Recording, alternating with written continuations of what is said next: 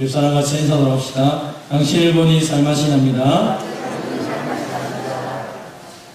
제가 이 인사를 2월 셋째 주에 하고 2달 동안 안 한 것 같습니다. 서로를 향하여서 바라볼 때 살맛이 나는데 거리두기를 하자고 하니까 살맛이 별로 안 나는 것 같아요. 인사도 못하고 그래서 됐던 것 같습니다. 오늘 우리 교회가 하나님께서 우리 교회를 세우신 지 68년이 되는 날이고 감사하여서 호소리 감사 예배를 하나님께 드리고 있습니다. 하나님이 허락하신 교회 공동체는 어떤 곳인가 말씀을 통해 살펴보면서 함께 은혜 받았으면 좋겠습니다. 본문의 말씀을 가지고 성령의 공동체, 교회라는 제목으로 말씀을 전할 텐데 다시 한번 따라해 봅시다. 성령의 공동체, 교회. 여러분, 교회하면 어느 것이 교회입니까? 건물입니까? 사람입니까? 아마 교회하면 건물도 떠오르고 사람도 떠오를 것입니다. 68년 동안 하나님께서 우리 교회를 세우시고 인도하셨다라고 하면 68년 동안 변화된 건물이나 환경을 생각하시는 분도 계실 거고, 어떤 분들은 68년 동안 함께 있었던 사람들이 떠오르기로 할 것입니다. 교회는 하나님께서 우리에게 선물로 주신 성령의 공동체라고 성경은 우리에게 말씀을 하고 있습니다. 그래서 교회를 떠올릴 때마다 우리 마음속에 생각해야 될 것은 건물도 떠올라야 되고 어떤 장소적인 것도 떠올라야겠지만 한 사람 한 사람 얼굴, 그 한 영혼 한 영혼의 가치들을 떠올리면서 감사하며 찬양하는 것이 우리에게 필요합니다. 사실 교회 공동체가 존재한다, 이것은 그냥 우연이 된 것이 아닙니다. 우리가 아는 것처럼 교회 공동체가 세워지기 위해서 하나님이 하신 일이 있습니다. 그것은 예수님을 이 땅에 보내시고 예수님이 우리의 모든 죄를 위해서 십자가에 죽으시고 그리고 부활하심을 통하여 생명 주시고 승천하심을 통하여 우리에게 성령을 보내주시고 성령님이 오셨다는 증거로 교회 공동체가 생긴 것입니다. 그래서 우리는 교회라고 생각할 때 우리를 예정하신 하나님의 그 사랑에 대해서 감격할 뿐 아니라 우리를 위해 십자가에 죽으셨던 예수님의 그 은혜를 기억하시고 또 지금도 우리 가운데 역사하시는 그 성령 하나님의 역사를 기억하면서 감사하며 찬양해야 될 것입니다. 그 삼위 하나님의 놀라운 능력으로 교회 공동체가 세워졌고 그 교회 공동체의 일원으로 저와 여러분이 이 자리에 있는 것입니다. 그래서 저를 바라볼 때마다 참 하나님이 저 사람을 얼마나 사랑하시면서 하나님이 저 사람을 위해서 얼마나 많은 것들을 했는지를 생각하면서 감사하며 또 서로를 향하여 사랑할 수 있는 저와 여러분이 되시기를 바랍니다. 예수님이 성전에 성령이 오시면 성령이 이런 일을 할 것이다 라고 여러 가지 말씀을 하셨습니다.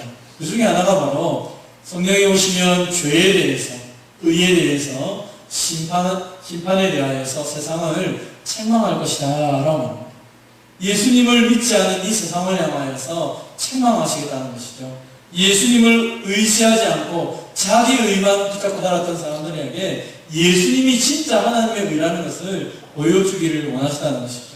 지금까지는 이 세상이 사탄의 중심으로 움직이는 것처럼 보였지만 예수님이 십자가의 죽으심과 부활을 통하여 그 사탄을 심판한 것을 우리에게 가르쳐 주실 유일한 존재가 바로 성령 하나님이다 라고 우리에게 말씀하시는 것입니다. 그래서 성령의 오심을 통하여서 예수님이 우리 죄를 위해 죽으셨구나, 그리고 이제 성령 하나님이 우리 가운데 계심을 통하여서 우리가 예수님을 믿고 하나님 백성이 되었구나, 그 사실을 깨닫게 하셨다는 것입니다. 더 이상 우리가 이 세상을 두려워하는 존재가 아니라 어떤 죽음, 우리 장로님 기도하시는 것처럼 죽음을 두려워할 필요도 없고 어떤 존재를 두려워할 필요도 없이 이제 우리가 예수님 의지하고 저 하나님 나라를 바라보며 힘차게 살아갈 수 있도록 성령 하나님께서 우리에게 은혜를 덧입혀 주셨다는 것입니다. 그리고 성령 하나님께서 하루하루 살아갈 때 우리 힘으로 또 나 혼자 살아가는 것이 어렵다는 것을 아시기 때문에 공동체를 만들어 주셔서 서로 사랑하며 교제하며 하나님 나라 갈 때까지 이곳에서 즐겁게 살아가도록 교회 공동체를 세워주셨다는 것입니다. 그러므로 서로를 바라볼 때마다 지금도 함께하지만 저 영원한 하나님 나라에서 함께할 것을 믿으며 사랑하는 저와 여러분 되시기를 바랍니다. 그런 의미에서 성령 하나님이 세우신 교회 공동체가 어떤 공동체입니까? 한번 따라합시다. 회개 공동체입니다. 성령님이 오셔서 제일 먼저 하시는 것이 죄에 대해서 책망하신다라고 말씀하셨습니다. 실제로 예수님이 부활하시고 승천하시고 난 이후에 오순절날 성령님을 이 땅에 보내주셨습니다. 성령님이 임하시니까 성령님을 기다렸던 모든 제자들 가운데 성령의 충만함이 있고 성령 하나님의 말하심을 따라서 여러 가지 말을 하기 시작합니다. 그 성령 하나님께서 말하게 하셨던 핵심이 무엇입니까? 그것은 예수님이 우리의 죄를 위해 죽으셨고 예수님이 하나님의 능력을 붙잡고 다시 살아나셨고 그래서 예수님이 우리를 구원하는 진짜 구원자다. 그것을 선포하게 만들었습니다. 우리는 지금 그 이야기에 나와 별 상관없는 것처럼 보이지만 1차적으로 이 성령이 오셨을 당시에 이 사람들은 굉장히 충격적이었습니다. 왜냐하면 그들이 예수님을 못 박아 죽였기 때문에 그들이 예수님을 못 박아 죽였는데 40일이 지나고 난 다음에 이 제자들이 성령을 받아서 백성들에게 선언하는 것입니다. 너희가 못 박아 죽인 예수는 평범한 사람이 아니라 저 갈릴리 사람이 아니라 하나님이 보내주신 메시아다. 그리고 그 메시아이신 예수님은 죽음의 권세를 이기시고 다시 살아나셨다라고 선포하게 됩니다. 그러니까 이 말을 들었던 유대인들의 가슴이 견딜 수가 없는 것입니다. 아니 이전에는 예수 못 박아 죽이는데 힘썼는데 지금은 이 말을 듣는 순간 그들의 마음에 고통스러워서 그들이 형제를 향하여서 어찌할꼬 한복하기 시작합니다.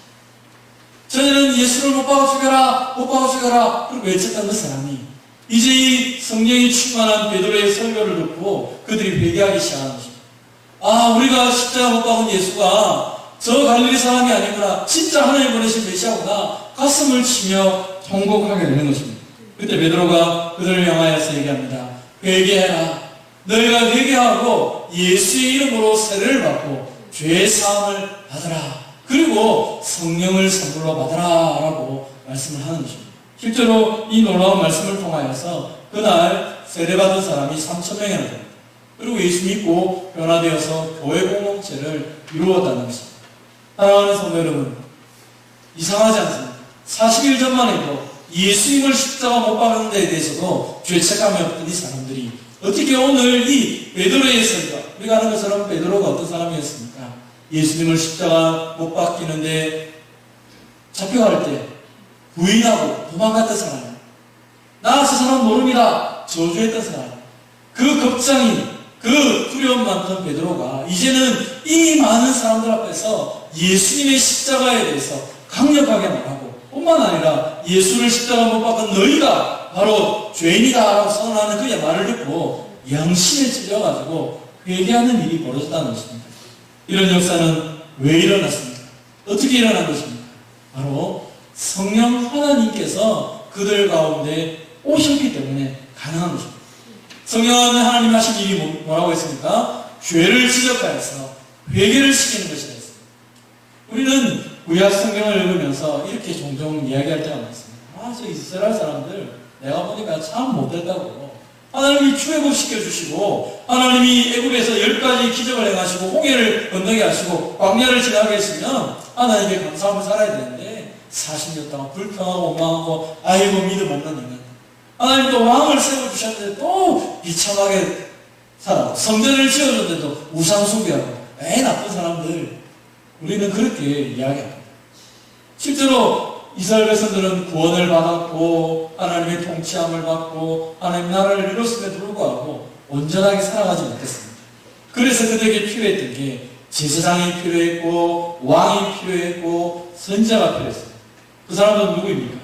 하나님께서 성령을 보내어서 그 성령을 받았던 사람들이 왕이 되기도 하고 제사장이 되기도 하고 선지자가 되어서 하나님의 말씀을 전했습니다.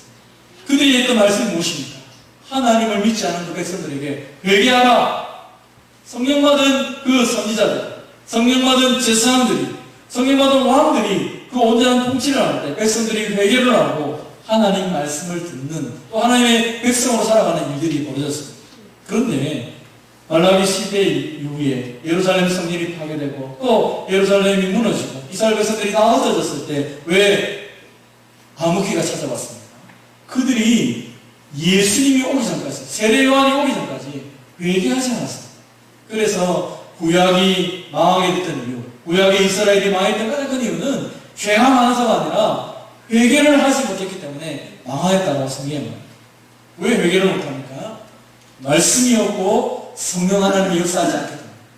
그런데 세례 요한이 와서 백성들에게 선언했죠. 회개하라, 천국이 가까웠다. 그러면서 회개하는 세례를 받기 시작합니다.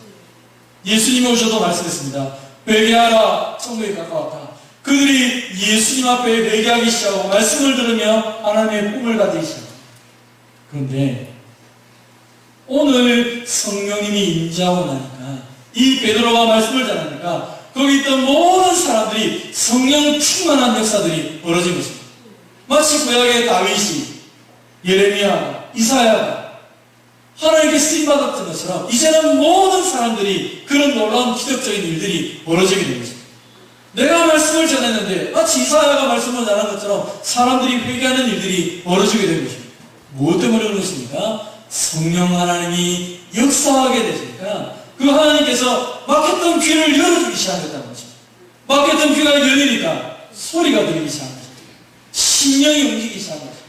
성령 하나님이 우리 가운데 임재하신 증거가 무엇입니까? 하나님 말씀이 들려지기 시작하고 그 말씀이 들려짐을 통하여서 내가 회개하며 예수님을 믿는 놀라운 기적적인 일들이 벌어지게 된 것입니다. 이것은 사실 에스겔을 통하여서 예언했습니다. 내가 한 마음을 주겠다. 새 영을 너희에게 주어서 너희의 그 돌같은 마음을 제거하고 너희 마음에 살처럼 부드러운 마음을 주겠다. 그래서 이제는 내 말씀을 듣고 따르는 내 백성이 되도록 만들어주겠다. 성령님이 이 일을 하시겠다라고 말씀을 하는 것입니다. 사랑하는 성도 여러분, 이 사도행전의 처음 5순절 이때 사람들만 말씀을 듣고 회개했습니까? 아마 저와 여러분도 처음 하나님께 나올 때 어떻게 나왔습니까? 처음 교회당을 나올 때는 누구 때문에 나오기도 하고 또는 병을 고치기 위해 나오기도 하고 돈을 벌기 위해 나오기도 하고 누구 다도 강요 때문에 나오기도 하고 여러 가지 이유 때문에 교회를 나왔을 것입니다. 그런데 교회 나와서 말씀을 듣기 시작하고 하나님께서 증거되는 그 말씀이 나에게 주시는 말씀으로 들려지기 시작할 때 어떤 일이 벌어졌습니까? 하나님 말씀이 내 말씀, 예수님이 십자가에 죽은 것이 바로 나 때문이라는 사실을 깨닫기 시작했을 때 그때부터 통곡하며 회개하는 일이 있었습니다. 저만 그런지 모르겠지만 제가 아는 많은 사람들하고 얘기해보면 다 예수님을 인격적으로 만났을 때 그분의 고백은 동일합니다. 예수님의 십자가 죽음이 먼 이야기가 아니라 바로 나의 죄 때문이구나. 그 사실을 깨닫기 시작하자 하나님 앞에 회개하는 일들이 있었다는 것입니다. 회개의 눈물이 있기 시작하고 그 동의하며 차복하는 일들이 벌어진 것이죠. 나 같은 죄인 때문에 내가 나를 봐도 사랑할 만한 가치가 없는데 나 같은 죄를 위해서 예수님이 십자가에 죽으셨구나. 그 놀라운 은혜에 감격하여서 하나님 앞에 통곡하며 기도하며 그 은혜에 감격하여 하나님 앞에 엎드렸던 그 기억이 다 있다는 것입니다. 세례라는 것이 무엇입니까? 이전에 내가 내 마음대로 살았지만 이제는 내가 하나님 의지하고 살겠습니다. 이제는 내가 중심인 줄 알았는데 내가 죄인이었고 나 때문에 예수님이 십자가에 죽으신 것을 믿습니다. 이제 예수님이 나의 주인이 되어 주십시오. 이제 내 예수님 아니고 살아갈 수 없습니다. 라고 고백하며 받는 것이 세례이지 않습니까? 우리의 마음이 바뀌고 생각이 바뀌고 우리의 삶이 바뀌고 이제 내 인생 가운데 주님만이 주님 붙잡고 살아가겠습니다. 결단하였던 것이 바로 우리 가운데 회개가 일어나고 예수님을 인격적으로 만났을 때 일어난 사건인 것입니다. 바로 성령 하나님이 우리의 심령 가운데 역사하셨기 때문에 이런 회개의 공동체가 일어나게 된 것입니다. 그래서 우리는 예배를 드릴 때마다 먼저 하나님께 우리의 죄를 고백합니다.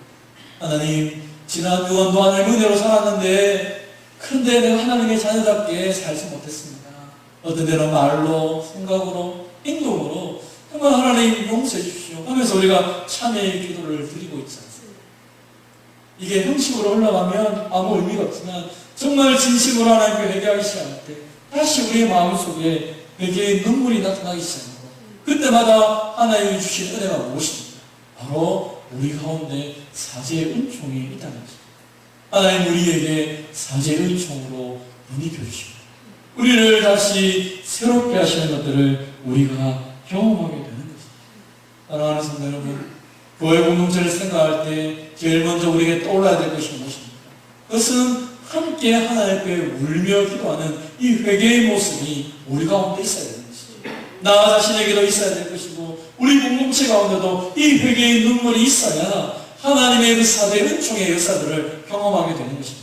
오늘날 교회가 냉랭해지기 시작하고 교회가 교회답지 못했던 가장 큰 이유가 무엇입니까?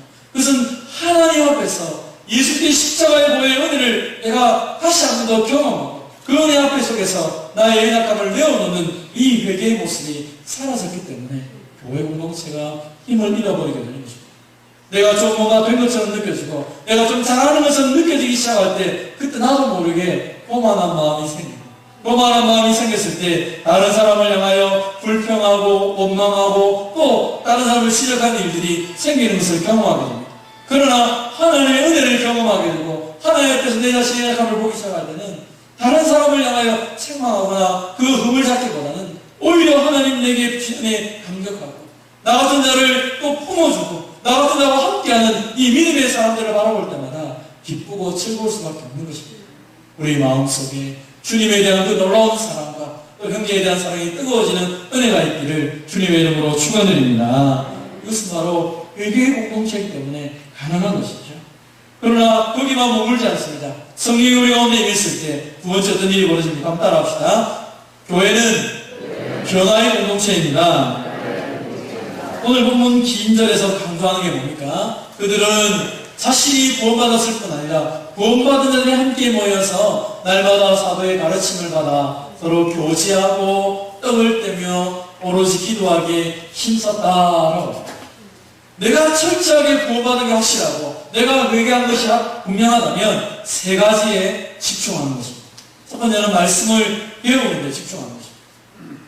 하나님이 어떤 분이신지, 예수님이 어떤 분이신지, 성령님이 어떤 분이신지, 하나님의 뜻이 무엇인지 그런 것을 말씀을 통하여서 깊이 알아가는 것입니다. 그리고 오늘날 우리의 삶 가운데 일어나는 이 많은 일들 또 내 삶 속에 있는 것들을 말씀을 통하여 보기 시작하는 것입니다. 하나님께서 왜 이런 것을 허락하셨는지 말씀을 배우면 배울수록 영적으로 건강해질 뿐 아니라 시대를 바라보는 눈도 달라지기 시작하고 내가 어떤 모습으로 세워져야 되는지 하나님의 사랑과 은혜가 무엇인지를 내 사명이 무엇인지를 깨닫게 되는 것입니다. 그래서 말씀을 배우는데 집중하셔야 됩니다. 내가 신앙생활을 오래 했다고 말하지만 말씀을 배우지 않으면 아무런 변화가 있지 않는 것입니다. 그러나 내가 예수를 믿는 지 얼마 되지 않고 교회 공동체에 속한 지 얼마 되지 않아도 말씀을 배우기 시작할 때 그 말씀이 나를 변화시키고 그 말씀의 힘으로 내 삶에 새로운 변화가 나타나기 시작한다는 것입니다. 그리고 두 번째는 서로 교제하는 것입니다. 오늘 보면서 말하는 교제는 만나서 그냥 밥만 먹고 노는 것이 아니라 하나님이 우리에게 변화시키신 은혜가 무엇인지 여러분 예수님이 우리를 불러주셨다라고 할 때 우리가 어떻게 주님께 불림받습니까? 주님의 지체로 부름받았다라고 성경은 말하고 있습니다. 그렇다면 나만 주님의 지체가 아니라 옆에 있는 형제도 주님의 지체이죠. 손과 손이 마주치는 것처럼 온몸이 함께 있을 때에 건강을 회복하고 뭔가를 할 수 있는 것처럼 성도와 모임을 통하여서 하나님의 일들을 하게 되는 것이죠. 그래서 서로 교제를 나누게 되는 것입니다. 서로를 볼 때마다 감격스럽고 서로를 볼 때마다 참 행복한 것입니다. 68년이라는 긴 세월을 지나왔는데 오늘 내가 68년이라는 이 기점에 서 있는데 지나온 세월 동안 우리 많은 어르신들이 믿음의 선배들이 교회를 위해서 형제자매를 위해서 많은 일을 하셨죠. 오늘 내가 있기까지 가정에서도 또 사회에서도 많은 사람이 나를 도와줬던 것처럼 이 공동체를 통하여 많은 사람들이 나의 신앙에 도움이 되었다는 것입니다. 그리고 나 또한 사랑하는 자녀들을 위해서 그렇게 살아가고 있는 것이죠. 교제를 통하여 건강한 모습을 하게 되는 것입니다. 그리고 함께 기도의 힘을 쓰는 것입니다. 인간의 힘으로 할 수 없는 것, 아니 내 의지가 꺾이는 것이 기도로 시작되기 때문에 기도를 통하여서 교회 공동체가 새로워지고 내가 새로워지는 것입니다. 변화의 공동체는 이 세 가지 말씀과 교제와 기도에 힘쓸 때 교회 공동체는 변화의 공동체를 모습을 가지게 되고 저와 여러분은 변화의 삶들을 살아가게 되는 것입니다. 오늘 본문에 보면 이 일을 위해서 날마다 모이기 시작합니다. 이들이 함께 모여 일을 쓰기 시작하니까 많은 사람들이 두려움에 빠지기 시작합니다. 야, 저 사람들 별거 아닌 것처럼 보이는데 변화되기 시작했구나. 저들이 달라지기 시작했구나. 사람들은 그들을 바라보기 시작했습니다. 사도들이 기사와 표적을 행하기 시작했습니다. 평범했던 그 사람들이 어떤 일들을 벌여주고 있는가. 그들의 행함을 통하여서 많은 변화가 생기기 시작했습니다. 사랑하는 성도 여러분, 기적 중에 기적이 무엇일까요? 안전뱅이가 일어나는 것 기적입니다. 죽은 자가 살아나는 것 기적입니다. 사도행전에 보면 그런 놀라운 기적들이 많이 등장합니다. 오늘날도 그런 기적이 있습니다. 그런데 사도행전에서 강조했던 기적은 안전뱅이가 일어나고 죽은 자가 살아나는 것보다 더 큰 기적이 있다고 말합니다. 그게 뭡니까? 바로 성도들의 삶의 변화인 것입니다. 그들이 이전에는 돈 중심으로 살았습니다. 저와 여러분도 비슷하지 않습니까? 돈이 제일 중요한 것처럼 느껴져요. 그런데 성령을 받고 그들의 인생의 변화를 추구하기 시작하다 보니까 돈보다 중요한 것이 있다는 것을 알게 되었습니다. 그게 바로 사랑하는 형제 자매라는 사실을 깨닫게 된 것입니다. 그래서 이전에는 돈 중심으로 살았습니다. 내 인생의 모든 삶은 돈이라고 생각하고 돈을 추구하고 살았지만 이제 말씀을 배우기 시작하고 기도하기 시작하고 또 하나님 앞에서 새롭게 변화의 모습을 가지기 시작할 때 돈이 아니라 이제 하나님의 뜻을 추구하게 되고 하나님의 지체인 성도들을 바라보는 마음들이 생겼다는 것입니다. 그래서 서로 약함을 보게 되고 그 약한 부분을 채워주는 은혜의 역사가 나타나기 시작한 것입니다. 세상의 가치관을 이제 저버리게 됩니다. 말씀이 더 우선입니다. 육신의 정력이 아닙니다. 이제는 성령 하나님이 우리 가운데 마음을 주시는 대로 행동하기 시작했습니다. 나만 보는 것입니다. 이웃을 바라보며 살아가게 된 것입니다. 날마다 그들은 변화의 모습들을 갖추기 시작합니다. 성령에 모여서 말씀을 배우고 또 집에 흩어져서 그 말씀을 받은 대로 교제하며 살아가기 시작합니다. 그렇게 되니까 이 교회 공동체를 통하여 놀라운 변화가 있습니다. 바로 하나님의 동력자이들, 하나님과 함께 일을 하는 귀한 교회로 쓰임받게 됩니다. 그러니까 하나님께서 날마다 구원받는 사람을 더하였다라고. 그래서 교회가 뭐냐? 오늘 본문에서는 세 가지를 얘기하는 것입니다. 먼저는 예수님을 나의 구주로 믿는 변화의 공동체, 회개의 공동체가 되는 것입니다. 성령을 통하여서 우리 공동체가 회개의 공동체가 됩니다. 두 번째는 함께 모여 또 말씀과 기도와 교제를 통하여서 변화의 공동체가 되어 마지막으로 하나님과 동력하는 귀한 공동체가 되어가는 이것이 바로 오늘 교회의 모습이라고 성경은 우리에게 말씀을 하고 있는 것입니다. 사랑하는 성도 여러분, 저와 여러분이 이제 이 아름다운 왕궁중교회를 통하여서 이 놀라운 일들을 지금까지도 경험했지만 앞으로 더 많이 경험하는 저와 여러분이 되시기를 바랍니다. 우리 교회는 68년 동안이라는 긴 세월을 지내왔습니다. 사실 우리 교회는 우리가 속한 이 지역 자체는 아주 작은 곳이죠. 57개 마을에 불과 4,690명밖에 살지 않습니다. 아주 작은 도시입니다. 작은 촌입니다. 지도로 보면 교회가 교회 중심으로 다 논밭밖에 없는 이렇게 있는 곳이죠. 그러나 68년을 지나면서 하나님께서 이곳에 얼마나 많은 일들을 허락하셨습니다. 우리 지역의 수많은 영혼을 뿐 아니라 익산과 전주와 군산과 또 이 지역뿐 아니라 세계를 향하여서 많은 교회를 세우고 선교사들을 파송하고 돕는 귀한 교회로 사용하고 있습니다. 우리가 먼저 변화되기 시작하고 우리가 먼저 하나님 것들이 시작할 때 하나님은 우리를 하나님의 귀한 일을 사용하는데 동력자로 우리를 세우셨다는 것입니다. 지난 68년을 돌아보면 우리에게는 참 많은 일들이 있었습니다. 그리고 그 많은 일들을 우리가 되돌아보면서 해마다 조금 더 나아지려고 애를 쓰고 있습니다. 우리가 어떤 모습으로 살아왔는지 해마다 평가를 해보았습니다. 우리가 가지고 있는 강점이 무엇이고 또 우리가 가지고 있는 약점이 무엇이고 우리에게 있는 기회가 무엇이고 우리가 있는 위협이 무엇인지 함께 의논하며 살펴보았습니다. 우리의 강점을 더 강하게 하려고 애를 쓰고 약점과 우리의 위협 부분들을 해소하려고 애를 쓰게 되어왔습니다. 기록된 것은 18년도에 우리가 함께 살펴봤던 내용입니다. 우리 교회가 이런 교회였는데 지금 어떻게 되어갔는지 또 다시 돌아보니까 변화의 모습들이 많이 있는 것을 보게 됩니다. 사랑하는 성도 여러분, 우리는 나 자신만 변화될 뿐 아니라 세상을 향하기 위해서 이제 좀 더 일어서야 될 때가 된 것입니다.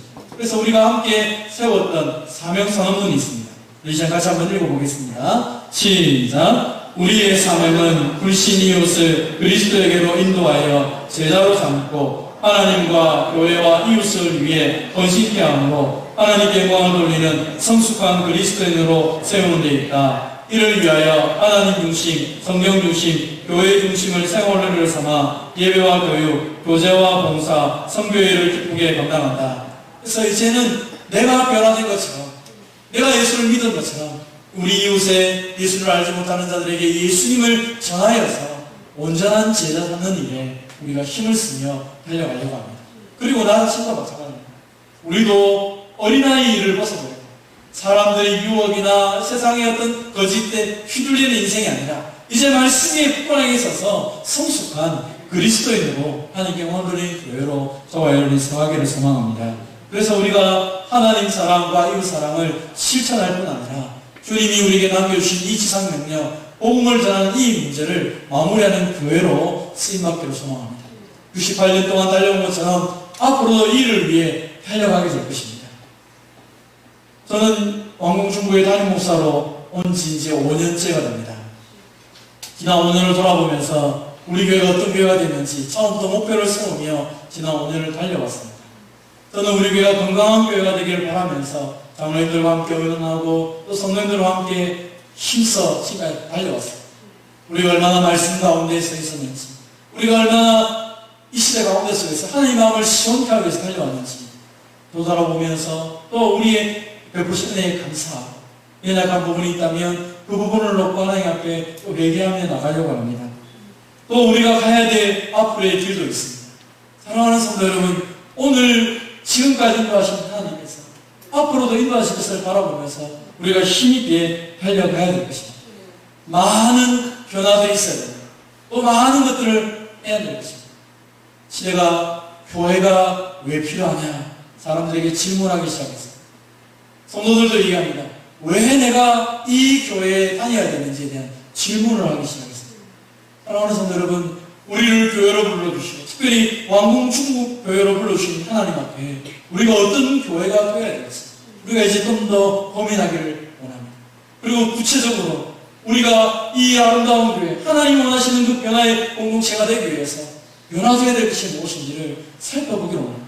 그래서 그것들이 하나하나 변화되어서 정말 하나님 원하시는 아름다운 교회로 변화되기를 간절히 원합니다. 우리가 변화될 것이 참 많습니다. 그런데 제가 간절히 원하는 것은 이 많은 변화들을 하루아침에 할 수가 없는 것입니다. 이 많은 변화들을 위해서 이제 우리가 기도하면서 힘을 다해 달려가기 시작할 것입니다. 위기라고 말합니다. 교회가 무슨 소망이 있느냐, 모이기가 힘드는데 사람들은 더 이상 이제 많은 것 때문에 교회의 위기에 대한 이야기를 합니다. 그러나 그럴수록 우리에게는 더 큰 기회가 될 것입니다. 함께 모일 것이고 이 공간뿐 아니라 우리가 할 수 있는 최선을 다해서 하나님 나라를 위해서 이제 달려가게 될 것입니다. 사랑하는 성도 여러분, 이 일은 목사 한 사람이 하는 일도 아니고 이 일은 장로님들만 하는 것이 아니고 주님의 몸된 교회된 성도된 저와 여러분이 함께 이루어가야 될 교회의 모습인 것입니다. 다른 사람을 위해서 어떤 대의를 위해서 움직이는 것이 아니라 하나님의 뜻을 붙잡고 성령 하나님이 저와 여러분이 주신 그 감동을 따라서 힘있게 하나님의 교회를 위해 달려나가는 저와 여러분 되시기를 바랍니다. 그래서 우리가 또 한 해를 되돌아보고 또 한 해를 거듭하면 거듭할수록 하나님이 우리에게 주신 은혜가 얼마나 많은지 그것을 감사하며 감격하며 하나님의 영광을 위해 달려가는 저와 여러분이 되었으면 좋겠습니다. 그래서 우리가 조금 더 서로를 살아보고 조금 더 서로를 향하여 마음을 열고 그래서 성령이 하나 되게 하신 것을 힘써 지켜가는 아름다운 교회가 되기를 주님의 이름으로 축원드립니다.